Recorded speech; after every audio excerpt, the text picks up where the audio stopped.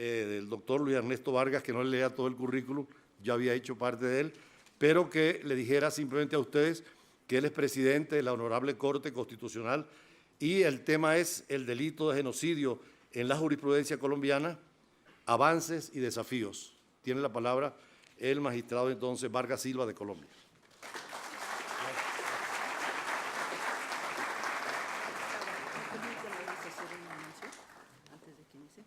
Una disculpa antes de que inicie nuestro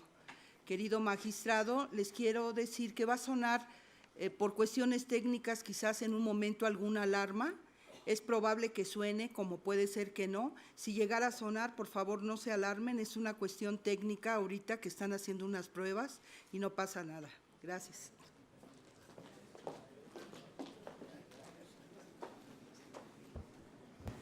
Bueno, muchas gracias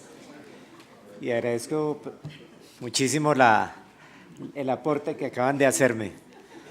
Ya tengo la idea de que no se van a dormir, que me van a colaborar con esa alarma a efecto de evitar que eso ocurra. Muchísimas gracias a la organización de este tercer foro internacional de justicia para la paz, el doctor William Soto y a toda la comitiva. Y realmente traía una conferencia para 40 minutos, pero normalmente hago las exposiciones de manera muy anárquica, hoy las traía organizadas, pero justamente acabo de enterarme que solamente tengo 20, de manera que voy a hacer la reducción correspondiente. El principio, yo diría que nos concita, que nos une a nosotros en esta clase de reuniones es nuestra lucha denodada por la paz, doquiera que haya conflictos, sean de carácter nacional o sean de carácter internacional, y también la férrea defensa por los derechos humanos, porque si algo realmente garantiza que nosotros hayamos estudiado derecho, que nosotros seamos jueces, que ejerzamos la magistratura, es eso, la defensa de los derechos humanos, porque su violación denota de manera significativa que necesitamos acercarnos muchísimo a actos verdaderos de pacificidad en procura de que lleguemos a ese estadio en el que no haya violación de derechos fundamentales ni de derechos humanos. Por esa circunstancia, puede que nosotros tengamos en el pensamiento que estemos en orillas opuestas, los que integramos este grupo, que estemos de pronto en las antípodas de pensamiento, pero mientras nos unan esos principios de búsqueda incesante de la paz y de férrea defensa de los derechos humanos, yo creo que vamos a estar siempre con usted, doctor William Soto. Y por esa circunstancia, a mí me place muchísimo hacer parte de este grupo tan calificado y de venir a auditorios tan calificados como este, grupo tan calificado que pues resulta difícil mencionar, y mucho menos con las dificultades de tiempo que tenemos, pero esencialmente tener a nuestro lado a lo que yo llamaría un paradigma de juez. Para mí sigue siendo juez Baltasar Garzón Real, todo el tiempo, por más que haya sido víctima de la persecución que se ha hecho de parte de las extremas, en este caso de la extrema derecha, para que deje de investigar crímenes justamente parecidos al que nosotros estamos tratando el día de hoy por parte del franquismo, de manera que ese acompañamiento que nos hace hoy el juez Baltasar Garzón, para mí, verdadero paradigma de lo que debe ser la autonomía, la independencia, la ética, la altivez con humildad para aplicar la ley, hacen que siga siendo un estandarte de lo que debemos ser nosotros como jueces. La persecución y sanción del delito de genocidio es sin duda uno de los principales avances de la humanidad en el proceso de construcción de sociedades más plurales, más democráticas y más incluyentes. Desde la segunda mitad del siglo XX, y en ese sentido nos hizo un gran aporte nuestro anfitrión, el doctor Julio César Vázquez Mellado, desde la introducción que hizo a este tema, los estados emprendieron una tarea por reprimir toda clase de prácticas orientadas a la negación del derecho a la existencia de grupos humanos. Esa es la manera como se ha calificado por la doctrina actual el delito de genocidio. En esa vía, las naciones han suscrito convenios y han modificado sus normas de derecho interno con el fin de evitar que ocurran estas prácticas. El discurso del doctor William Soto justamente va enderezado a eso, que hagamos tanto reformas internas como de carácter internacional tendientes a evitar que vuelvan a ocurrir estos hechos. Hablando de derechos humanos, esa es la garantía de no repetición que pueden tener las víctimas. En particular, en el caso colombiano, y también lo adelantó los hechos ocurridos con el movimiento político llamado Unión Patriótica han tenido como consecuencia que la adopción de disposiciones para investigar, sancionar y prevenir el crimen de genocidio se inscribe en el debate sobre la existencia del genocidio político, que él llamó politicidio. Para analizar los avances y desafíos del Estado en esta materia, del Estado colombiano, este documento se encuentra dividido en 4 partes. La idea era presentar a ustedes los aspectos relevantes de la legislación colombiana con los pronunciamientos de los órganos que integran el Sistema Interamericano de Derechos Humanos y también de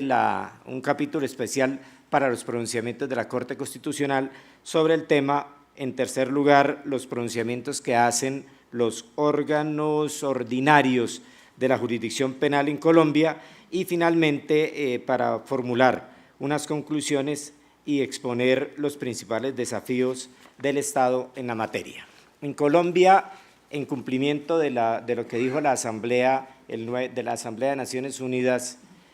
cuando creó la Convención para la Prevención y Sanción del Genocidio, en Colombia, para dar cumplimiento a eso, se expidió primero la Ley 28 de 1959, a través de la cual se aprobó la prevención o la Convención para la Prevención y Sanción del Genocidio y se adoptaron medidas de carácter penal y disciplinario en la legislación interna. En esa ley, el Estado colombiano adoptó en el derecho interno la Convención para la Prevención, pero aprobó una ley sin que eso significara la creación inmediata del tipo penal de genocidio. Este tipo penal fue finalmente, por fin, regulado, pero años más tarde. Una de las primeras referencias en la legislación colombiana sobre el delito de genocidio vino a constituirlo realmente fue la Ley 522 de 1999. O sea, ya a puertas del siglo XXI vinimos a expedir por primera vez un estatuto que se refiriera a este tema, que fue el Código Penal Militar, que en el artículo 23 dispuso que en ningún caso podrán considerarse como actos relacionados con el servicio los delitos de tortura, genocidio y desaparición forzada. A través de la Ley 589 de 2000, un año después, fue tipificado por primera vez en la legislación colombiana ordinaria el delito del genocidio. Acerca de esta regulación, en la sentencia C-177 del año siguiente, o sea, del año 2001,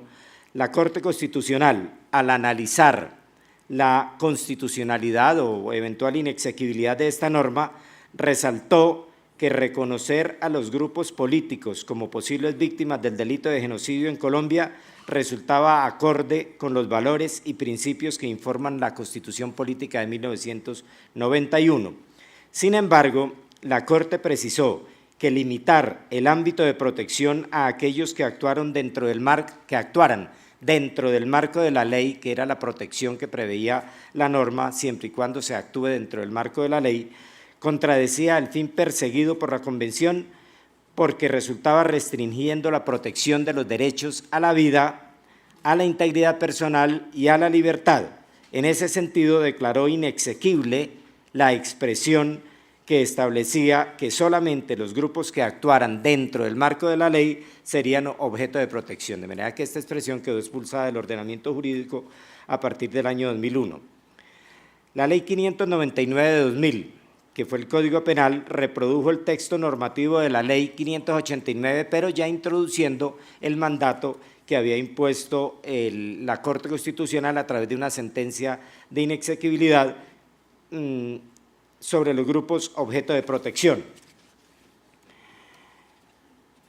Posteriormente vino el Código Disciplinario y allí en el año 2002 se estableció como falta gravísima la comisión de actos de genocidio, pero se decía que siempre y cuando causen lesión grave a la integridad física o mental de los miembros de los grupos objeto de protección. Esta norma fue demandada ante la Corte Constitucional. A juicio de los demandantes, la expresión grave contenida en el artículo señalado desconocía que el fin del régimen disciplinario de los funcionarios públicos es garantizar que los agentes del Estado actúen con diligencia en el ejercicio de sus funciones. En la sentencia C-181 del año 2002, el Tribunal Constitucional la declaró inexequible, es decir, la expulsó del ordenamiento jurídico por considerar que esa expresión restringía ilegítimamente el ámbito de protección otorgado por la Convención para la Prevención y Sanción del Genocidio. Luego viene entonces ya el tema de la inclusión de los grupos políticos como sujetos pasivos del delito de genocidio en Colombia y los pronunciamientos que al respecto ha hecho el Sistema Interamericano de Derechos Humanos. Esa inclusión de grupos políticos que el doctor William ha llamado aquí el politicidio, como posibles víctimas de delito de genocidio en Colombia tiene origen en los hechos ocurridos, y era lo que él hizo referencia, ocurridos con el movimiento político llamado Unión Patriótica. Este movimiento político que surgió a mediados de la década de 1980 como producto de un proceso de negociación entre el gobierno del presidente Belisario Betancur y la guerrilla de las FARC, fue objeto de persecuciones sistemáticas, hostigamientos, ejecuciones extrajudiciales, desapariciones, atentados y amenazas que tenían como fin suprimir por la vía de la violencia a ese grupo político. Desde su creación, ese movimiento logró un rápido e importante éxito político en varias zonas del país, en las elecciones de 1986 y 1988. Y por esta razón, quienes tradicionalmente habían detentado el ejercicio del poder político en esas zonas iniciaron un proceso de exterminio contra esa fuerza de oposición. Lo ocurrido con este movimiento político no solo abrió el debate a nivel nacional sobre la inclusión de los grupos políticos en el tipo penal de genocidio, sino que planteó en el sistema interamericano la discusión sobre la existencia del genocidio político, con ocasión del caso de la Unión Patriótica analizado allí. En el segundo informe sobre la situación de derechos humanos en Colombia, la Comisión presentó lo ocurrido contra la UP como un acto de genocidio. Resaltó que el caso del asesinato masivo y sistemático del grupo político denominado Unión Patriótica constituyó una sucesión de hechos criminales verdaderamente graves y que este no ha sido el único hecho grave ocurrido en Colombia en esta materia. Este documento, que repito es el segundo informe sobre la situación de derechos humanos allá en el país, este documento caracterizó la violencia política en contra de la UP como selectiva y concentrada en las regiones de mayor éxito político y electoral del partido. Sostuvo que la mayor cantidad de violaciones coincide con los años electorales y en las zonas de mayor resultado electoral para ese grupo. Así, por ejemplo, allá se llaman así las regiones, Antioquia, Meta y Santander, fueron los departamentos de más alto nivel de violencia. Señaló que no solo la participación electoral fue lo que motivó la violencia contra la UP, sino que la existencia de tradicionales odios e intolerancias políticas en regiones del país sirvió de artificio para que sus aliados y dirigentes fueran víctimas de tanta violencia. Por otro lado, en el informe de admisibilidad número 41 del 9 de octubre del año 2002, la Comisión Interamericana de Derechos Humanos,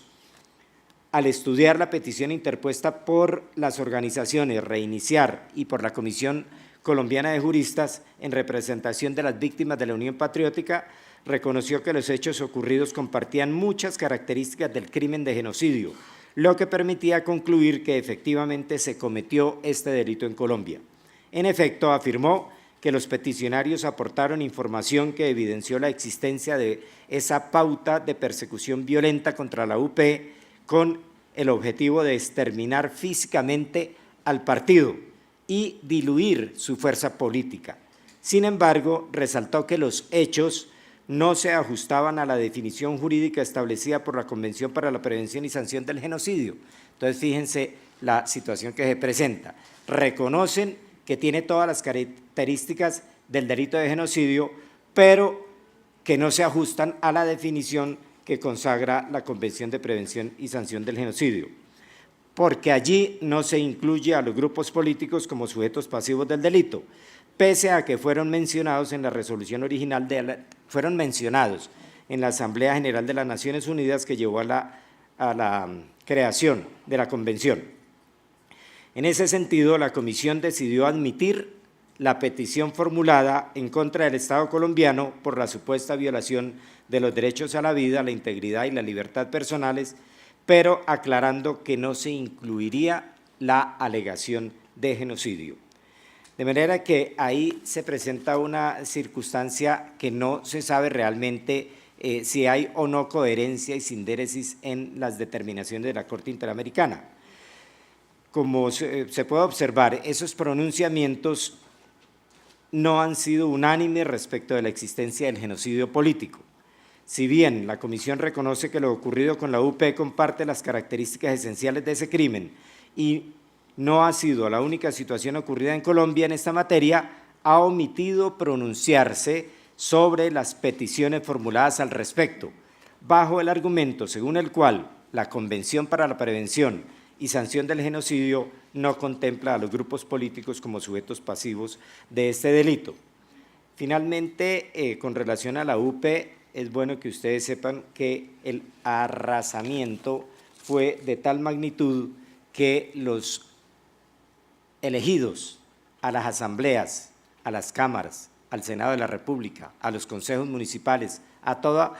forma de expresión democrática, fueron asesinados y los que lograron salvar su vida, más de 5.000 dirigentes políticos fueron asesinados y los pocos que lograron salvar su vida, entonces tuvieron que irse del país. Por eso se comparten tanto, dice la Comisión Interamericana, las formas en que se manifiesta el delito de genocidio. Recientemente, en la sentencia C-579 de 2013, la Corte Constitucional estudió el Acto Legislativo 1 de 2012, por medio del cual se establecieron instrumentos de justicia transicional. Y entonces ahí pasamos de los pronunciamientos de la Corte Interamericana a los de la Corte Constitucional colombiana. Estábamos estudiando en ese momento el marco jurídico para la paz, que se está negociando en La Habana entre el gobierno y las guerrillas de las FARC. En esa oportunidad, los demandantes plantearon que establecer criterios de priorización y selección para castigar a los máximos responsables de los delitos de lesa humanidad, crímenes de guerra cometidos de manera sistemática y genocidio, desconocía el deber del Estado de investigar y juzgar adecuadamente todas las violaciones e infracciones graves del derecho internacional humanitario cometidas en Colombia. La Corte aclaró que establecer criterios de priorización y selección para judicializar a los máximos responsables de estos delitos no implicaba excluir a los partícipes, coautores o líderes, y que la estrategia de centrar la investigación en máximos responsables de delitos de lesa humanidad, genocidio y crímenes de guerra cometidos de manera sistemática se complementa con la aplicación de los criterios de gravedad y representatividad de los casos establecida en esa norma. En Colombia, aparte de ese que es tal vez el último pronunciamiento que se ha dado de manera muy reciente, también de manera simultánea se han dado pronunciamientos de la Corte Suprema de Justicia, del Tribunal Superior de Bogotá, que es el más grande del país, y de la Fiscalía General de la Nación,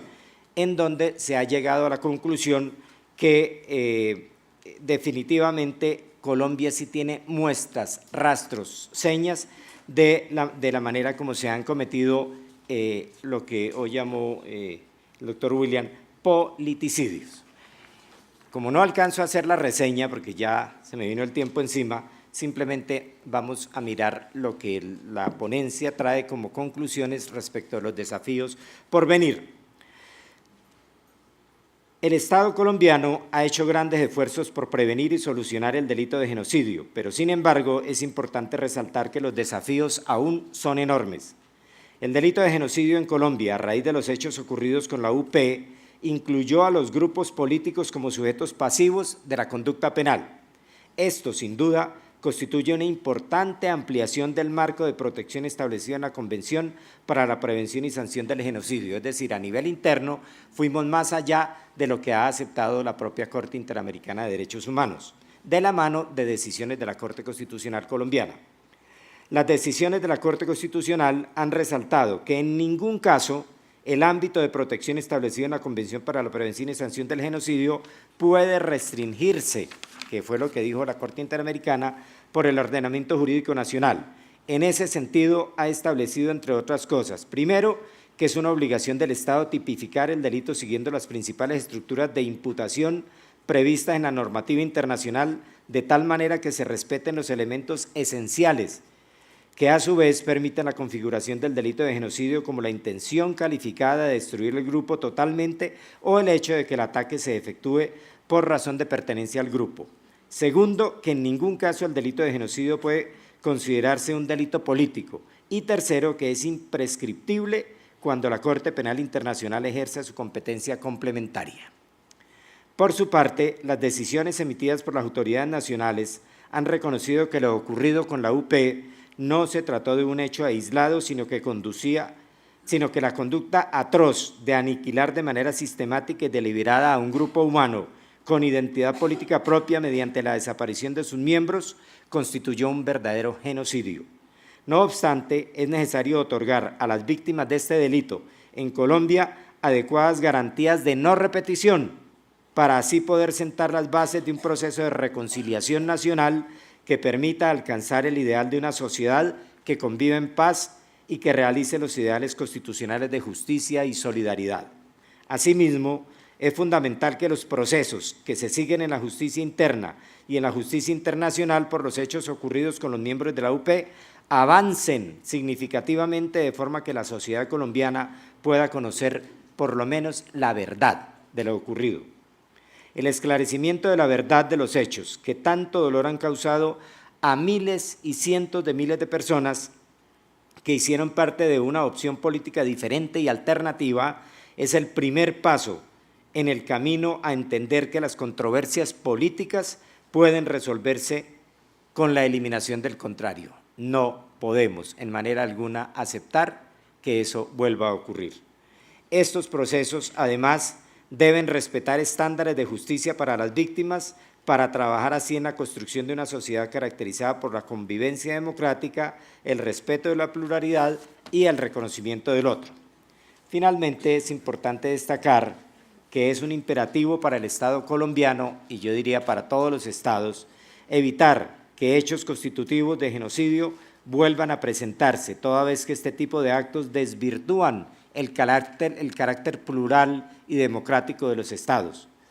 sobre todo los estados sociales de derecho, y desconocen que el pluralismo, más que un elemento casual o caprichoso de esta fórmula de organización política, solo es comprensible si se asume como un valor y como un principio propio de los estados constitucionales. Muchas gracias.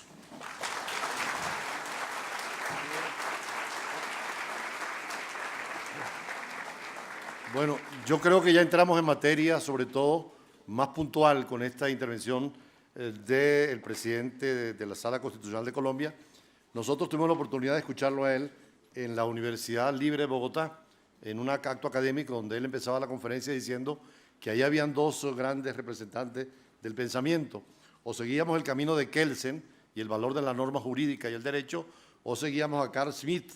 y su famosa teoría del Estado y la teoría del enemigo, donde todo se justifica para acabar al contrario.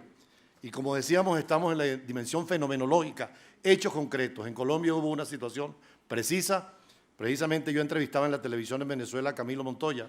y Camilo Montoya hablaba del politicidio, refiriéndolo a Colombia, y hubo muchas llamadas porque no se había hablado en Venezuela de este tema con esta precisión tan directa. Lo que quiere decir, doctor Soto, que estamos en la dirección que usted ha marcado. Vamos a profundizar a ver qué reformas podemos lograr. En este caso, de un instrumento internacional, como fue la Convención del 48, a instrumentos nacionales, que es la parte de la legislación colombiana, y cómo incluso una instancia multilateral, como la Comisión Interamericana de Derechos Humanos, también necesita ser tocada, porque algunas veces la legislación nacional va más allá que la legislación continental, que es el caso nuestro con la Comisión Interamericana.